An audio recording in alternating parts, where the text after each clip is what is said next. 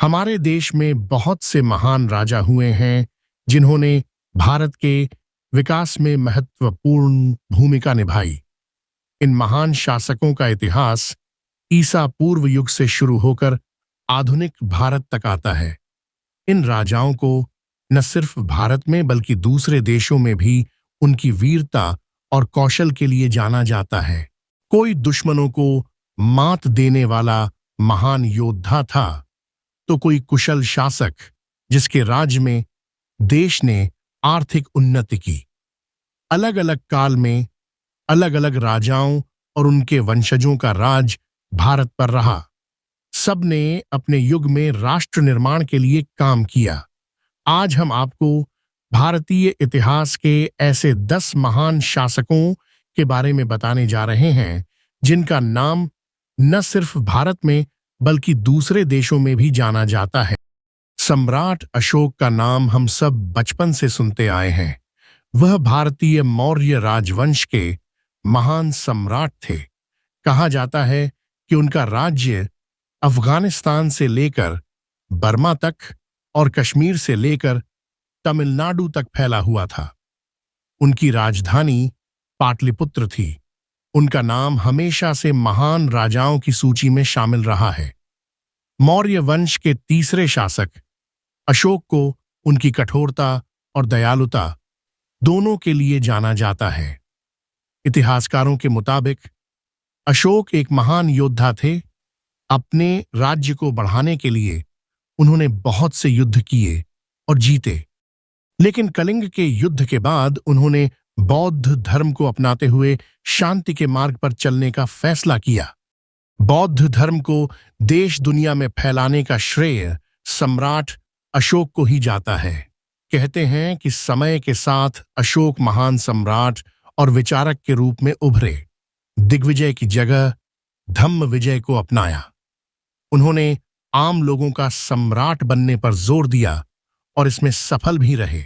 उनके शासनकाल में ही कई प्रमुख विश्वविद्यालयों की स्थापना की गई, जिसमें तक्षशिला और नालंदा विश्वविद्यालय प्रमुख हैं। 3री शताब्दी में सम्राट अशोक द्वारा बनाया गया मध्य प्रदेश में सांची का स्तूप आज एक प्रसिद्ध पर्यटक स्थल है। स्तंभ से लिए गए अशोक चक्र को भारत के राष्ट्रीय ध्वज में स्थान दिया गया है और 4 शेर वाले चिन्ह को राष्ट्रीय चिन्ह का सम्मान दिया गया है। इतिहास की चर्चा हो और सम्राट चंद्रगुप्त का नाम न लिया जाए, ऐसा संभव नहीं।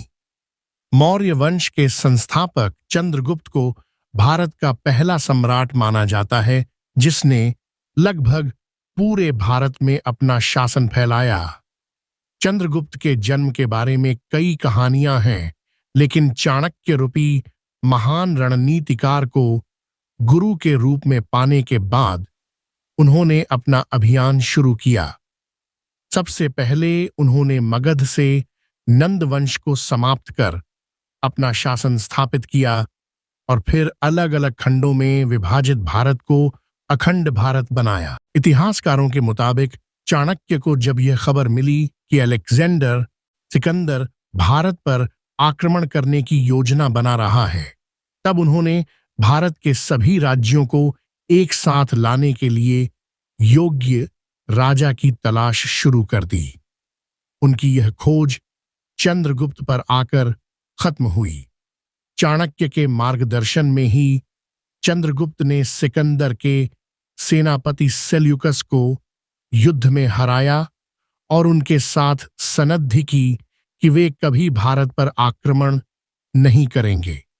चंद्रगुप्त ने अपने शासन काल में न सिर्फ अपने राज्य की सीमाओं को बढ़ाया, बल्कि इसकी आर्थिक उन्नति पर भी ध्यान दिया।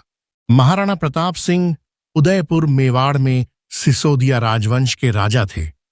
महाराणा प्रताप को मुगल शासकों के सामने कभी न झुकने के लिए याद किया जाता है। कई वर्षों तक बादशाह अकबर के साथ युद्ध करने वाले महाराणा प्रताप का इतिहास एक प्रेरणा की तरह है।